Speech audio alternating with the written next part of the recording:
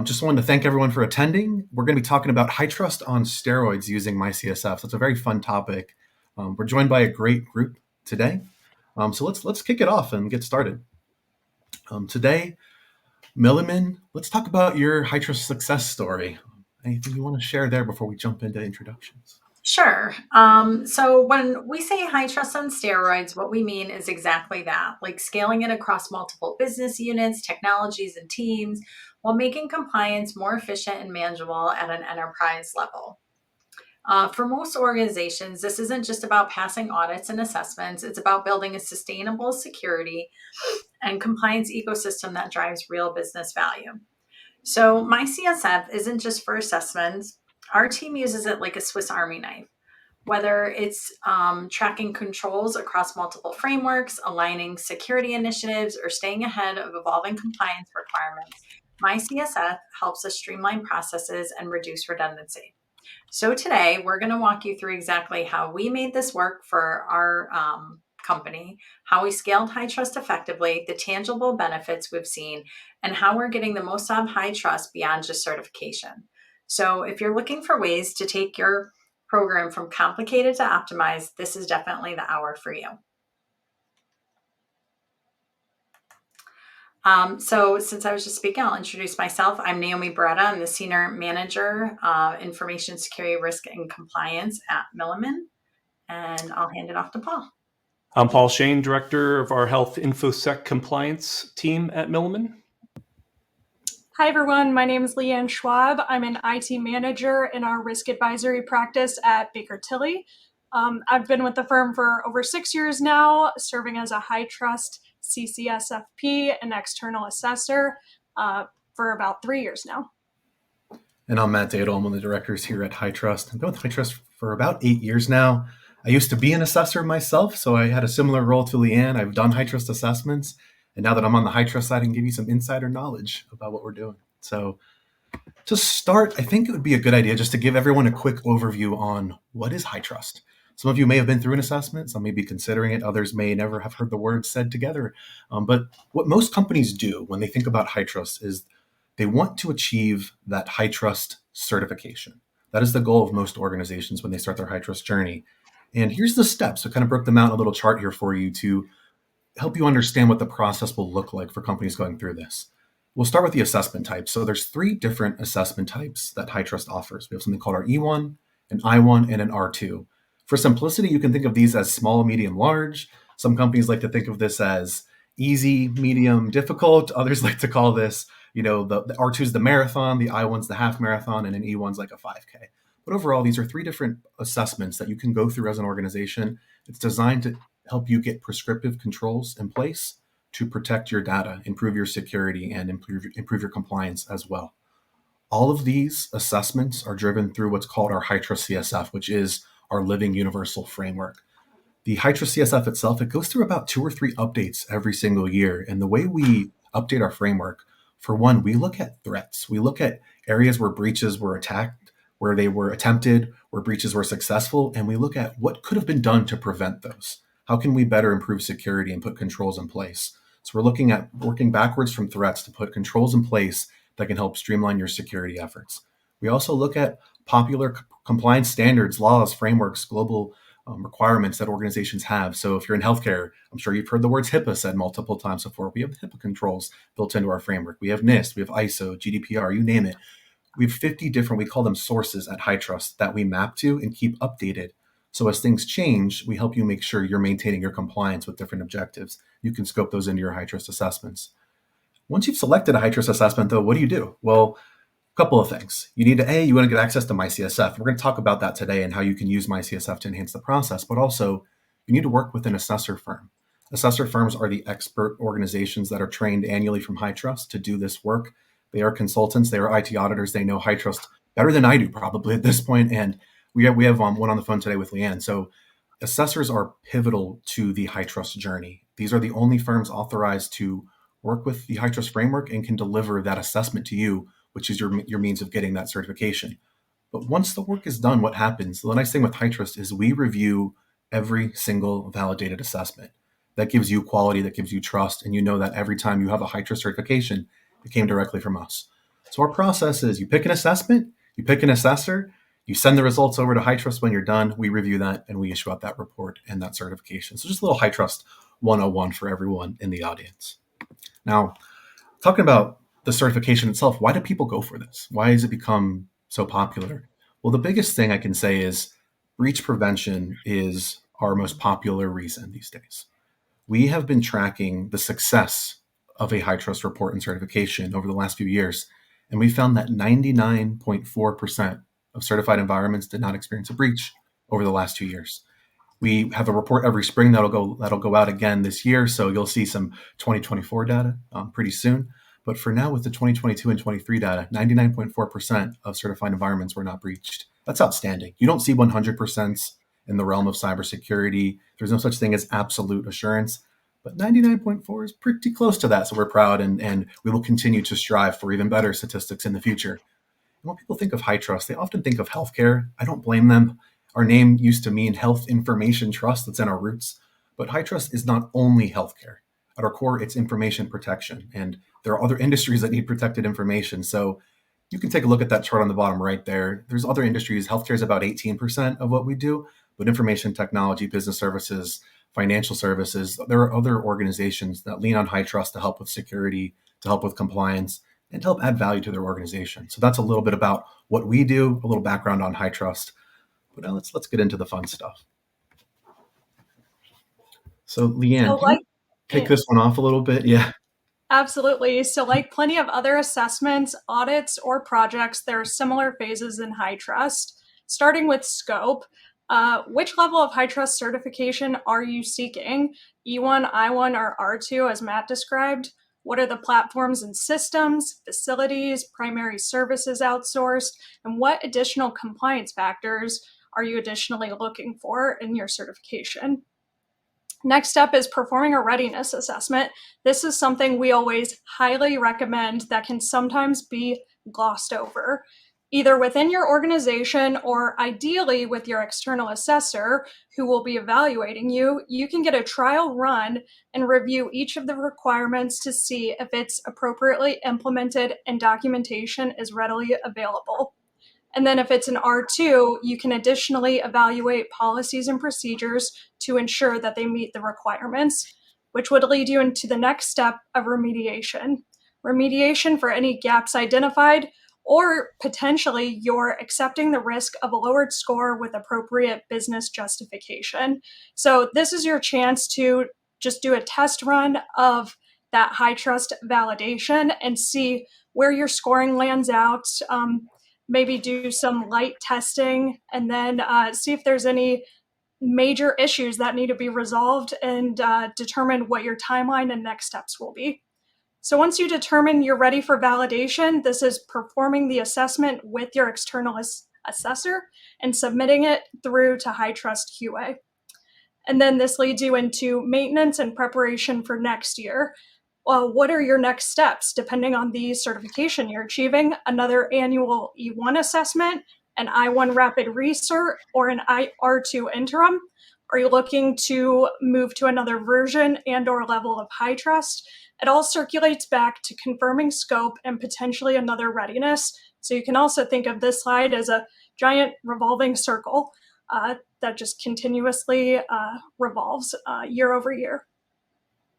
So next, we'll look at what are the key challenges of implementing HITRUST CSF at your organization. It can be overwhelming to start. Lots of controls, several business units, lots of frameworks, different audit needs, so many stakeholder groups to satisfy, and maybe there's just a general lack of understanding what exactly a HITRUST assessment is. So Milliman, I'll turn it to you. Tell us about some of your key challenges that stick out to you. Yeah, and maybe I'll just mention what we do. We are an actuarial consulting and professional services company. We have thousands of clients across the insurance space and other industries. So we get pulled in a lot of different directions, a lot of different business units. And so, right there, that second item pops out. Multiple business units. That is something that we are very familiar with. So we have small business units, medium and large, all over. mostly US, but also worldwide. And when HITRUST was first introduced to us, some of those business units pointed to that last bullet. They didn't understand what HITRUST was. They thought, oh, it's just a healthcare audit. We don't need that. We don't work with PHI. That is not for us. So for us, at least, for the most part, our biggest challenges were that we had those multiple business units and understanding, do we have to audit each one individually? Can we group some together? How do we do this? That was our first challenge. And then later on, once we began to have some success using HITRUST, it was how do we consolidate and grow HITRUST in an organization where a lot of people think, oh, it's just a healthcare thing, and we don't do that. So I think we can go to the next slide. So I just want to talk a little bit more about that. And so HITRUST, sure, is a difficult, certification, an audit, an assessment, whatever you want to call it. It is a challenge. There's no question about that. And I don't want to minimize that. It was a challenge for us. But first thing to think about is, what is HITRUST? So you can Google a definition. You're going to get different things. You can look at HITRUST on how they define it. But generally speaking, it's a framework based on the ISO 27001/2 controls, but it also incorporates more than 50 other security regulation standards and frameworks. Now, you hear this all the time. If you take the HITRUST training, you hear this. I'm only pointing it out because this is a critical point, in that when people say this is just for healthcare, well, what do you mean? Because it actually is based on common frameworks that already exist, NIST and ISO and others. So the reality is the controls are not unique to healthcare. There's if you turn on the HIPAA controls, sure, you're going to get some of the HIPAA regulations put there. But if you're not in healthcare, and you don't have PHI, then those specific items don't apply to you. But what HITRUST does is they bring in critical security controls, that are recognized by national, worldwide industry, right? These are not unique to some specific healthcare guru or anything like that. So that's the first thing I just put up there. Yeah. And that's going to be important in some of the other things we talk about on how you can leverage the MyCSF and the CSF as a whole across a diverse organization. The fact is, these are controls for any organization that wants to improve their security posture and their security compliance. And so that leads us then to what is HITRUST CSF for our organization. And if you could just go back to that slide briefly, I'll mention the last two items. And, you could see the CSF and the MyCSF as just a tool to become audited or certified, right? But we decided at some point that because it does leverage all these controls from all these recognized frameworks, because our clients are asking for assurance based on the framework of their preference, and because all of these controls are mapped and flow into this, why not leverage this tool for more than just this thing we have to use to get an audit, but actually leverage the entire environment to apply our compliance policies across all of our diverse business units. And so that's where we think about, what is this framework? Is it just a tool? No. It's something that pulls in all of the recognized security frameworks and something you can use to satisfy much, if not all, of your compliance needs.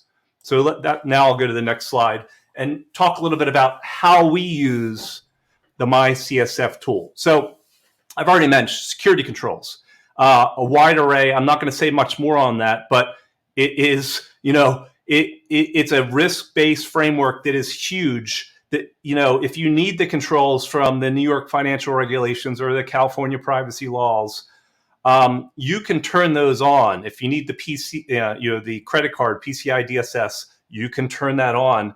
It takes all of about 2 seconds or less to click a box, and you've now brought those controls in. That's what's so brilliant about it.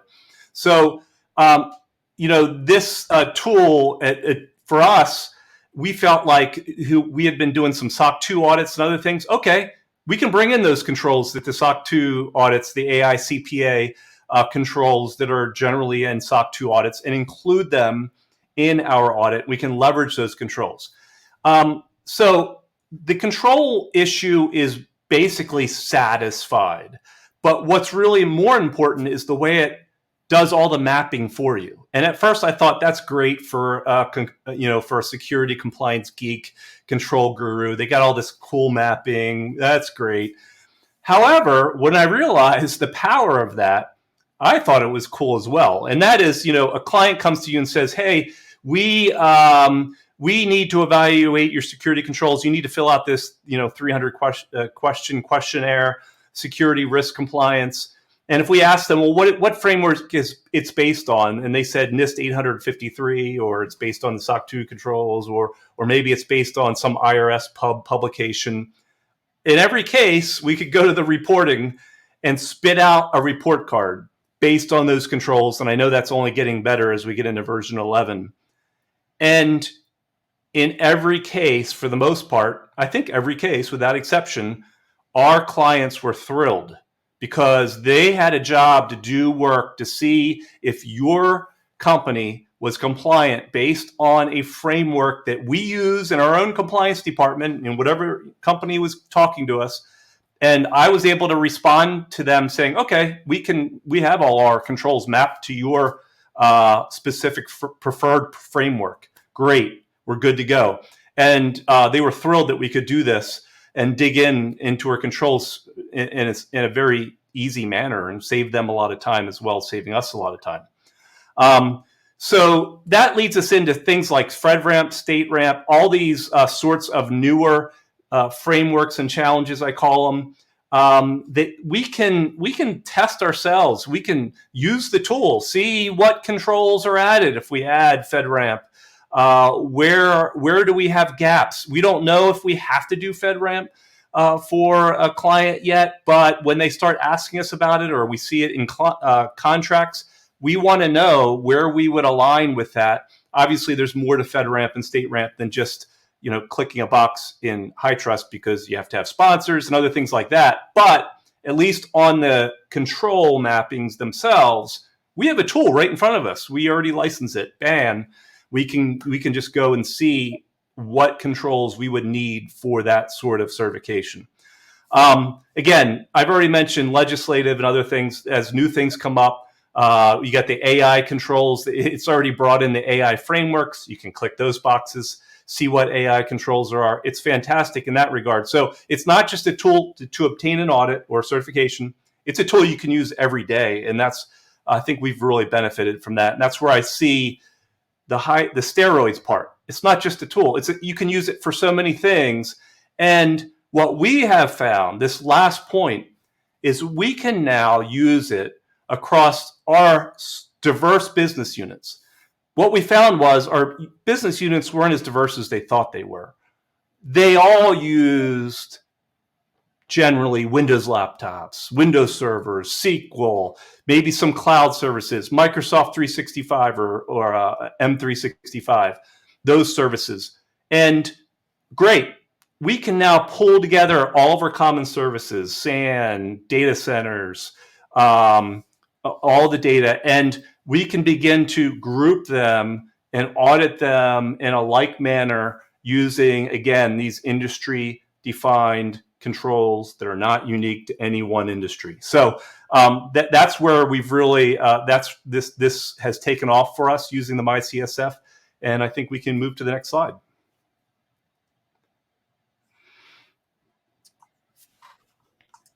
There we go. Oh, what is the next slide? This one. So that's perfect because that leads me into kind of how we rethought how to do HITRUST. So with all that as background, how do we take HITRUST and instead of auditing dozens of business units separately, or even maybe grouping a few of them together at a time, how can we group services together, common services across the entire organization, or at least a huge chunk of it, and audit all of it? Everything from enterprise HR to our service desks, to our standard software, to hardening, endpoints, security. Let's do it all and build a foundation using the HITRUST tool and MyCSF to bring in business units into a standard compliance environment. And so what we decided to do is, instead of doing many audits, to do a large audit on what we call our enterprise or core services. So again, all of those common systems. Now, we found that we had more in common than not across our business units. So we didn't have business units, one business unit using a mainframe, another using Windows, another in Macs and Unix. We generally were already on the same page, so it made it easier, but we still had to standardize on things like service desks so we could collect tickets in standard formats, onboarding, offboarding, all those sorts of things. We had to promote the standardization so that we could achieve this foundation of compliance based on MyCSF across organization. And by doing that, now, if we have a large product group that has an application, we had some with very distinct applications in the cloud here or there, great. We built that foundational audit. Year one, we do it for everyone, includes all of your enterprise controls, HR, onboarding, offboarding, training. Great. Year two, you want to do an individual. You're so unique that you need your own audit. Year two, we're now actually looking at doing I1 audits for these application groups instead of the R2, which is what we do in year one. So year two, we do either R2 or I1, and we can inherit those controls that are common amongst all the groups and take advantage of that efficiency, so we have fewer controls to have to edit, and we can just audit, I should say, and we could just focus on those application controls specific to a business unit. So this is where we are now, where we had, yes, this complicated and difficult challenge of HITRUST, but we've decided, okay, if you can't beat them, join them. Let's take the tool, leverage it, it's powerful. And the more we looked into it, we realized it was actually saving us a lot of time on the back end by doing it this way, both with reporting, satisfying client requests, satisfying contractual requests, and then inheriting those controls in unique application, massive applications that we may offer our clients, and we can audit those separately, but really just focus on the unique controls for those systems. Leanne, I wonder if you have any, if you want to comment on any of that, since you're an assessor, and so you've kind of seen how we've transitioned through this process and actually have begun the process with us. Yeah, absolutely. So thanks for touching on, a little bit about, your IT infrastructure and all of the commonalities there. So now to put it more into HITRUST terms and what those domains or common topic areas, maybe they already do have common processes. Maybe this is an opportunity to standardize in your organization. Starting small, think about HR functions. Is that the same or different across multiple locations or geographic regions? Access management. Is there an identity and access management program that's standardized or not? Or is it very segregated?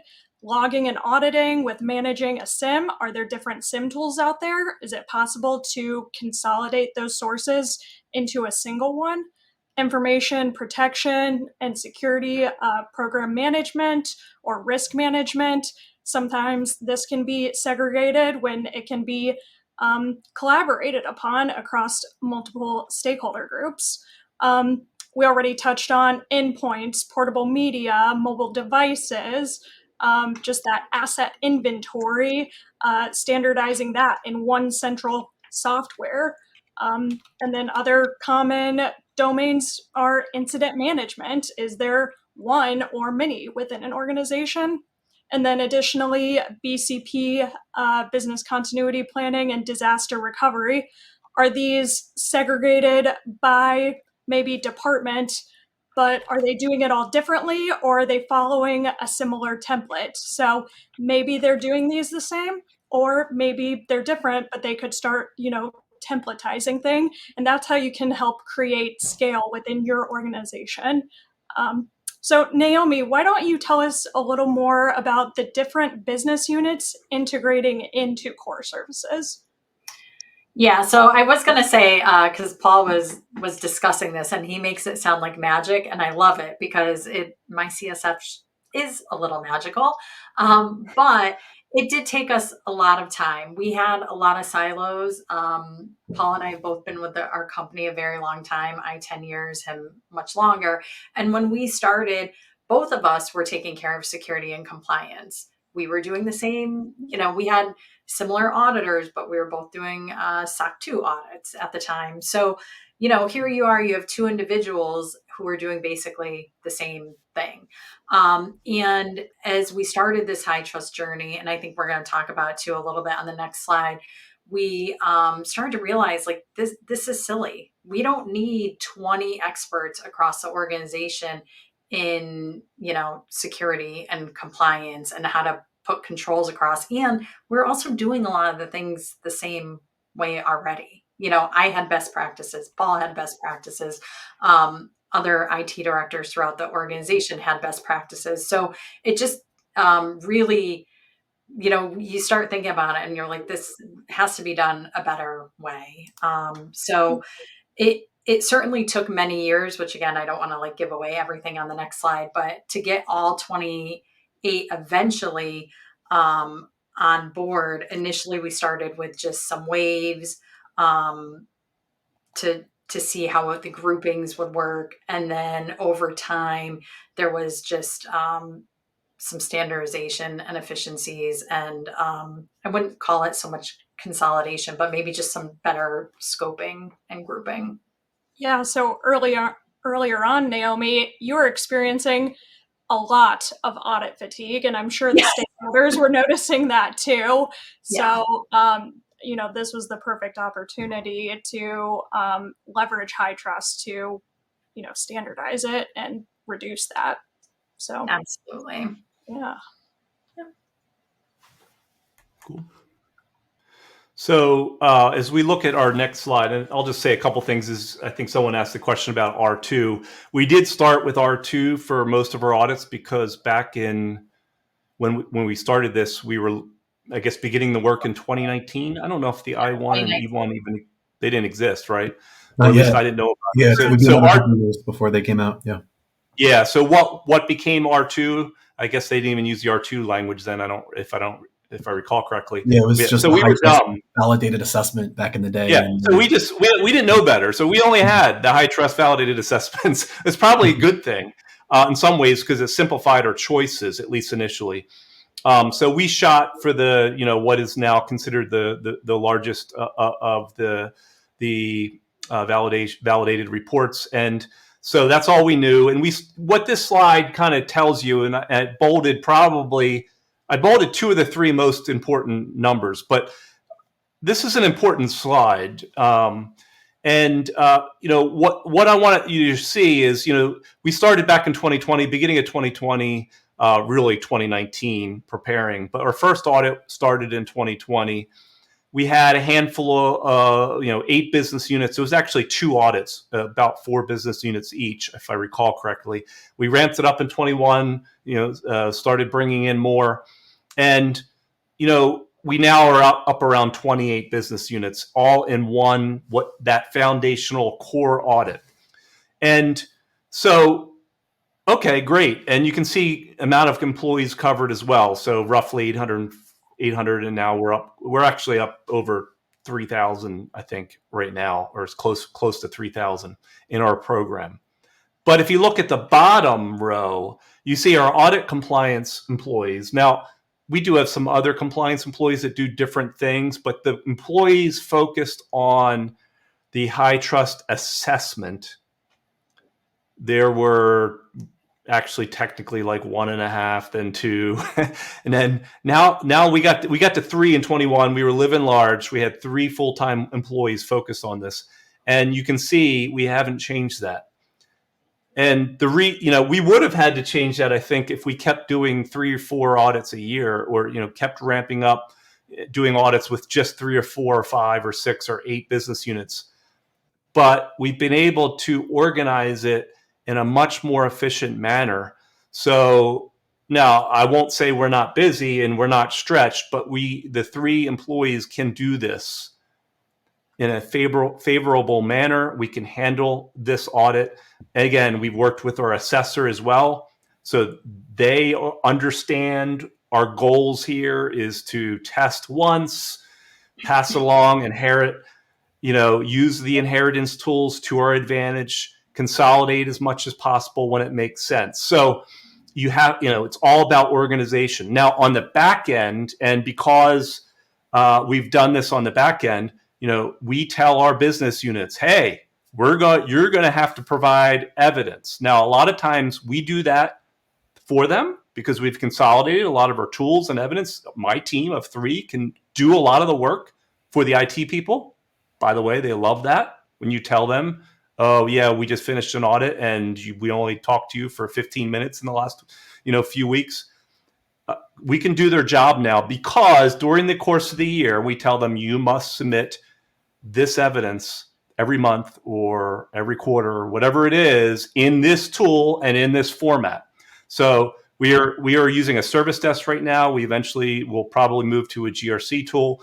But the key is we define what we want and we insist that we get it in a timely manner during the course of the year.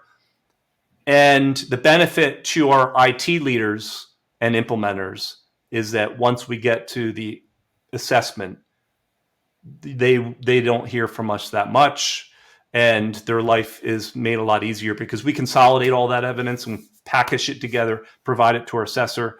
In some cases, again, it's a single source of evidence because we've automated some things over the course of the years. We've gotten better. So we gather the evidence for them. They don't even have to gather evidence. But in other scenarios, and on occasion, we ask them, okay, can you just upload the evidence that your laptops are all encrypted? And there might be a few different organized business units that have to do that separately. Just to chime in here, so what Paul is really describing is taking a very proactive approach to this instead of being reactive when these audit requests come in from Baker Tilly as the external assessor. They're already prepared and ready for, maybe 50% of our requests. So when we come in, we're selecting samples. That's when the net new requests that, we hand select from the fieldwork assessment portion takes place. So that's been very, very integral in helping, stay organized, and the control owners already know what we want up front because they're providing it well in advance over the course of the year. It keeps HITRUST top of mind.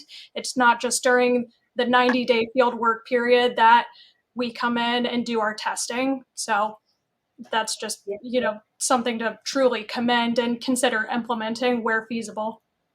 Yeah, they really integrated it into all their processes. So I wouldn't necessarily say we're doing their job for them because they are every month or quarter or annually uploading this evidence, but they've also made that part of their standard process. So again, we're back to standardization and streamlining their security, their processes. So when it does come to assessment time, we are able to just package it up, give it to Leanne, and they feel like it's seamless. They're not stressed out running around like, oh, where's my April evidence? Where's evidence from, December? They just have it and it's already ready. It's in their system, part of their process. And besides, maybe an oddball question or evidence request during the assessment period, for the most part, they don't really hear from us.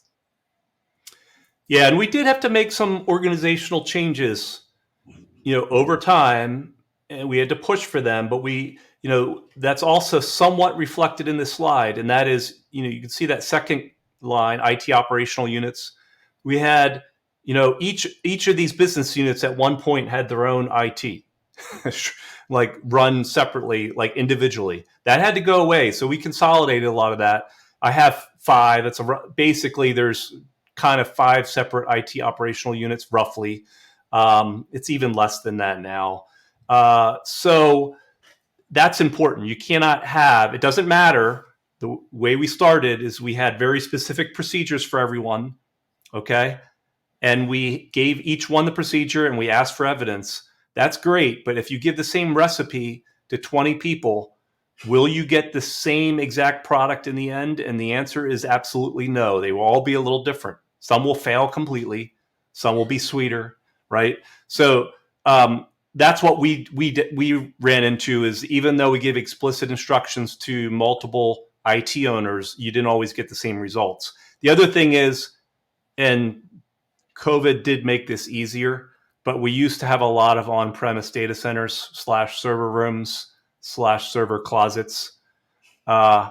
We eliminated all of them. We said, if you want to be part of this compliance program, and we also required that they become part of it, we said, got to get rid of all that. I don't want any data and anything outside of our enterprise tier 3 data centers. So that became important for scoping purposes and control purposes. We descoped our offices. We got data out of there. If you're working on the data, whether you're in Starbucks or in one of our offices, we treat you the same with the critical security controls around that. And of course, again, as I mentioned, COVID made that all easier. People realized they didn't have to have the data down the hall from them. Paul, I'm curious, looking at the data here in the last 4 years, you've maintained 3 audit compliance employees this whole time, and your scope has gotten bigger for this assessment. You're looking at more business units. You're looking at way more employees covered. What's the secret? Like, do you just hate these 3 employees, or have you trained them exponentially, or is it your assessor is just guiding you through this whole process? Like, what's the secret there? Well, Naomi and I are 2 of the 3, and I don't hate her. Sometimes I feel like I hate myself. So seriously, what is the secret? It's a good question, and I think Naomi hit on it earlier. Standardizing. You cannot have 5 different service desk tools. You cannot have 5 different SIMs or SIEMs. There are certain things, logging. You have to standardize those with tools that work in your organization and that everyone can point to. You just have to. That's critical. And then you take it a step further and you standardize evidence collection as well, because you cannot. There's always going to be a challenge when you provide evidence to your assessor, right? HITRUST is very thorough on how you provide evidence, how you prove that you gathered the evidence in a particular time, whether it be screenshots, logs, and so forth. And so you really have to get that under control and standardize as well. So once you've done that, then you take it to the 3rd level, which is begin to automate some of that evidence centrally, if possible. So we don't have 28 business units. Well, it's really 5 IT operation units now. That's the key number there. They're the ones gathering some evidence individually, right? There are certain things they govern, a certain piece of the pie. They provide that evidence. But a lot of those evidence items now, we, as this kind of the central compliance authority, can do it for them, because we know what you need. We know where to get it. They've given us auditor access to their tools, and we can gather it. And then and we automate that. So we don't always do it, because like you said, it's gotten bigger. For sure. And sometimes we don't have time to do it all, but we just drive towards that standardization, automation, and automize. How do you even say that? Automating, should say. Naomi, I don't know if you have a different angle on that, because I'm sure it's not as simple as what I just suggested. Yeah, I mean, I think it's similar to what you've discussed, but ultimately, right? It's a business decision. So when you go and talk to leaders and you say, hey, everyone either needs to start doing it this way, and we can have the same team of 3 people, or you can hire somebody at each of these 28 business units, and there's a real cost to that on your bottom line to then keep your separate tools. Most of them are like, well, do we really need this separate tool? Do we Sure. all need 28 different help desks? So I think sometimes it does take time to still implement the tools and onboard everybody, but those conversations become a lot easier when you can show the business case of, here's bringing on a new employee, training a new employee, trying to get them to understand all the controls, versus, well, maybe, okay, so this year we have to, transition to this new tool, but once we're there, now we don't have an employee that stays with us for 10 years. So I think there's that piece to it too, just building your business case. And, it's hard to argue with the numbers. Absolutely. Absolutely. I'm sure a lot of the other HITRUST customers that go through this journey could learn a lot from this approach, because we hear that, it's scary when you get started on HITRUST from a lot of companies, and it doesn't need to be, but it does take there's a learning curve to it. And Yep. obviously I'm sure Baker Tilly's helped a lot in that process of getting everyone trained and familiar with the do's and don'ts, because we've changed a lot at HITRUST too in terms of what we require in our processes. So it's excellent to see that it's maintained and you've been able to create this well-oiled machine, it seems like, over there. Yeah, Baker Tilly having them as our external assessor has been really helpful. Just in the way we think about it, even things I think we'll talk about a little later. I don't know if everyone on the call knows about the assessor handbook, but there are things like that I didn't really know about, but guess what? Baker Tilly told me about it, and then I could go out there and find more information. So yeah, having a good partner makes a big difference. And then of course, like Paul and I just spending the time from 2020 also, and our other team member, Megan, also just having that time to get better at HITRUST, because now we've worked on it for 5 years. So I think all of those things also help with keeping your head count down. Absolutely. Yeah. So you guys ready to do some fireside chatting? Yeah. So Sure. To continue on with the theme of efficiency creation, Leanne, I'll ask you this question. So we've talked about this assess once, report to many approach, doing one audit to cover off on everything where you can. What's the secret behind that, in your opinion? Where do you see this working, and why is it so important? Sure. So, I really just want to echo several points that Naomi just touched on. Getting that stakeholder buy-in, both from leadership and who are those employees that are control owners or request owners that are getting us that evidence. Making sure we're actively collaborating and aligning on the scope of what systems that matter, the locations, the subservice organizations, what controls are applicable and not applicable. And then what Milliman did was applying it in increments to show success. Clearly, there were some business units that were very hesitant to join, but you saw the number grow each more every year. So, this was important for several reasons. By consolidating all those tools and standardizing all of those processes, it reduced that audit fatigue that we talked about, so they can focus on their primary job function and regular day-to-day operations.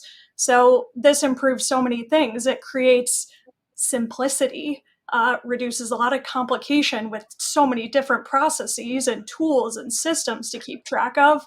So it creates that scalability we've been saying over and over again, and then creates even more efficiencies. That's why Milliman's been able to keep their compliance team to such a low number. And then, of course, downstream, that leads to so many cost savings that Naomi described. So, with that, I want to turn the question to Paul about that stakeholder buy-in. So with that culture being key, how did you get Milliman to dance to the beat of the HITRUST drum? Well, it's a difficult question to answer because it requires every possible skill imaginable. You have to win them over. You have to, in some cases, have the stick, and in some cases, use the carrot. So for the most part, though, it was carrots. And getting back to what we were talking about, assess once, report many. I actually took it the next level: assess once, audit once, report many. And that's, our base audit is a singular audit. Obviously, we do some other application audits layered on top. And the I1, I'm starting to see as a great, I find is a great complementary audit for certain groups that are just in a specific space, say in a cloud, in a singular application. The I1 seems to be a great fit. But the point is, for the major audit, it's a single audit. We use that for all of our enterprise services, core services. And when I explain this to the leadership, and I explain this, this is relevant to what our clients desire as far as compliance, following regulatory standards. And, oh, by the way, what is this new AI thing in place that we're running around finding out? What is the standard? How do we make sure we're in compliance? Checkbox. Here you go. I'll send you the list. The tool says, hey, don't make sure you know that feature. You can click the checkbox and the tool says, do you want to just show differences? And you can export it to Excel, send it off in seconds, right? Naomi's laughing because we've done this in the middle of a call and had the answer that the person was struggling for before the call ended. So, I think, Leanne, to answer your question, it was really the power that we got out of the CSF, the HITRUST audit. It wasn't just checking a box.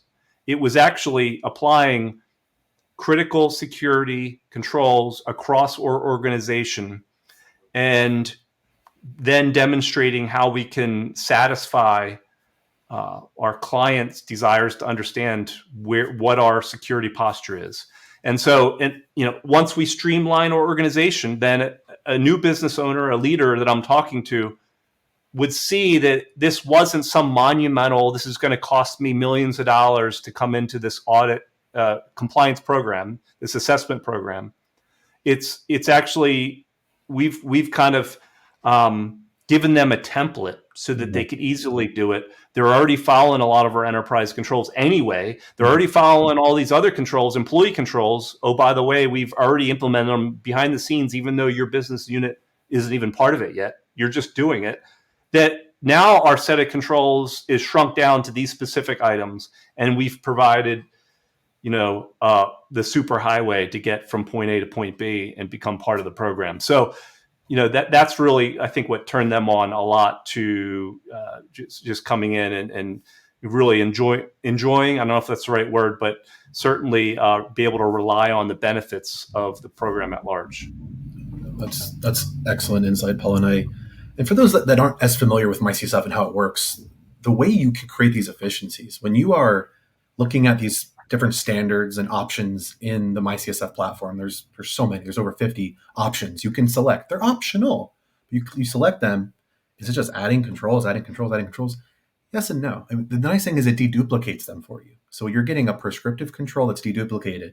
So you're not testing the same password 16 different times because you pulled in 16 sources that all have a password requirement. It's just one test. And you can filter in the tool on different compliance standards. So if you want to simplify the look at, are we HIPAA security compliant? Can we look at that? Oh, let's take a look. Let's filter it. Boom, it's there. And you can add in these sources. And as you add them, yes, controls will be pulled in, but it's efficiently creating a deduplicated prescriptive nature of controls, which that's where the tool is really designed to help. And for large organizations like you, that 500 controls is a big assessment. Yeah. There's a lot of compliance coverage I'm sure you get through that effort, which is designed around that whole assessment approach. And Matt, it was really easy for us to go in the tool and say, okay, we have a business unit that doesn't need HIPAA controls. Let's uncheck that. And then the tool was awesome. It would spit out, here's a difference in controls. So, okay, now maybe we don't have 500, maybe we have 300. And I can even get a detailed comparison report to review which controls weren't needed. So just to have like that quick efficiency, I didn't have to create an object and download, okay, if they have HIPAA controls, here are the difference. Like, and then, do VLOOKUPs and figure it out. It was just done for me, a couple clicks, download, and I'm able to find it really quick. So it's definitely helpful. I'm glad to hear it's working and that you like it. Leanne, quick question for you. So, we talked about pro tips, best practices, things you should do. You as the assessor, you are there start to finish and continuation after the fact, and may help them maintain certifications going forward. If you're writing a HITRUST handbook or playbook for people getting started on their journey, what are some of the pro tips that you would include in that? Sure thing. So Naomi mentioned earlier, read the actual HITRUST assessment handbook. It is there as a handbook to guide you. It's very helpful before you're even considering or starting your HITRUST journey to learn a little bit more about it. And even throughout the process, I have it bookmarked. I look at it all the time. With Paul and Naomi, we don't just talk to them during our field work and audit period. It's throughout the course of the year. And I think that's a major key is, reconfirming scope. What are we bringing in? What are we taking out? How are we strategizing? So just different components like that, especially with talks of, strategizing an EGRC tool and what makes sense for them to help with more of that automation that Paul was describing. Another focus point is that readiness assessment component, especially when you're moving from version to version, bringing in a new application, performing those inquiries and observations to gain a sense of what is or isn't in place. So that sense of transparency and preparation and readiness is just so important to making sure that you can obtain that certification. That is the goal at the end of the day, as part of your compliance efforts. What else? I also like to think about working backwards and leveraging MyCSF to do that. What are the sections in reporting that sometimes, oh no, this comes up at the end? Well, think about those at the beginning. What can you inherit? Big examples are, your cloud service providers, AWS and Azure. Don't wait till the end in reporting to request those inheritance for requirements. Do that at the beginning and have that ready to go so you can have that mapping done and see, oh, is it only 50% inheritable? What's the 50% that my organization is responsible for, so that you know that up front? And additionally, identifying what are the not applicable controls and the justifications for those, knowing those up front. That saves a lot of time if you don't have to test that instead of figuring that out down the road when reporting comes along. So I'd say those are the biggest items. And then, now that HITRUST has multiple options, not just the R2 like Milliman started with, E1 and I1 are options. We've seen a lot of client contracts not be very specific, not our clients. So our clients say, we want a HITRUST certification, and they don't really specify E1, I1, or R2. That gives the organization a little bit of power to see which one can be tailored to them and makes the most sense. Do they really need an R2? Maybe an E1 or I1 are plenty satisfactory. So doing that analysis really helps. Yep. Absolutely. So, yeah. I was going to say that pointed to Naomi. Yeah. Go ahead. Sorry. So I'll be quick because I know we have 5 minutes left, and I saw a couple items in the chat. So I didn't know if Matt, you wanted to discuss those quickly, or if anybody else had any questions. I want to give time for that. But I would say, just kind of moving through my tips, they're very much what you've heard already, right? You got to get leadership's buy-in. Every culture is different. You're going to have to educate folks, and how you go about that might be a little different. It just really depends on your leadership, top down. Are you a flat organization? Things like that. So that's tip number 1. 2, the mapping and reporting features, use them to reduce your work. Do not go out and read all of NIST publications. You don't necessarily have to do that. There's a lot within MyCSF you can leverage, the reporting sections and things like that. You might already be getting a NIST, ISO, SOC 2. take advantage of MyCSF's mapping. It will help you. And treat it as an ongoing process. Like Paul said, we have those monthly, and Leanne mentioned it too, quarterly, annual tickets. Our compliance team is also looking at those to make sure, spot checking, okay, they're putting the right evidence in. This is going to work really well during audit. So that's my tip 3. And tip 4, choose the right external assessor. They should be your partner. As Leanne said, we meet with them throughout the year. They help us avoid pitfalls that, when you're first getting into it, you might not realize. Do your research, ask for recommendations, and choose an assessor that's really going to work with you and not against you. So. And I'll just, my last thing is sort of reiterating what I've said previously. And I see some questions about AI controls and stuff. Keep in mind, HITRUST brings in frameworks that are already out there. So like the NIST AI risk management framework, those are the controls they used. I think there's another framework they also bring in. I don't know if it's ISO. I forget who has the other framework. But NIST has one. You can go out and see it for yourself, version 1.0.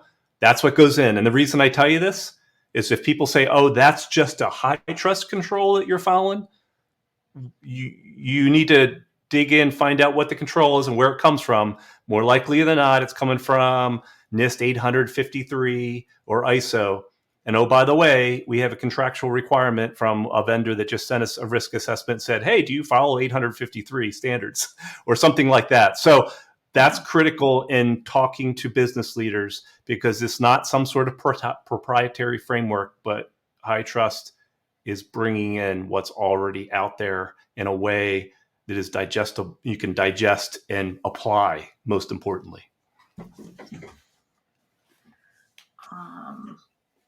Let's see. And Karen had a good question too. I know we have 2 minutes. The best items to look for in choosing an assessor.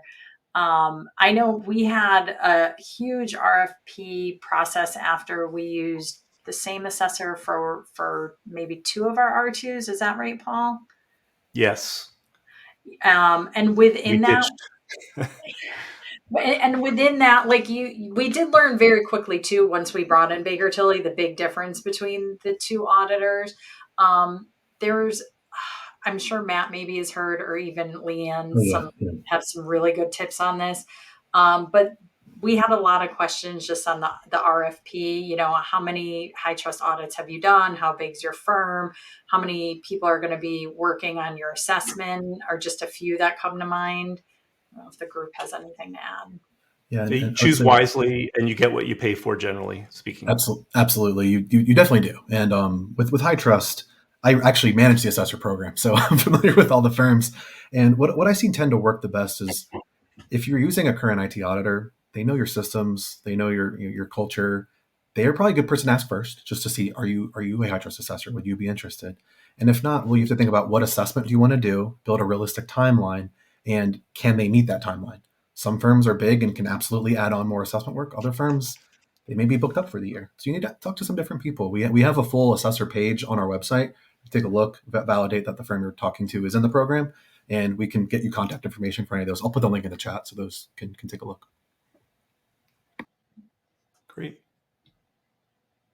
Thanks, Matt and Naomi. I'm a little biased, so I'll refrain from answering.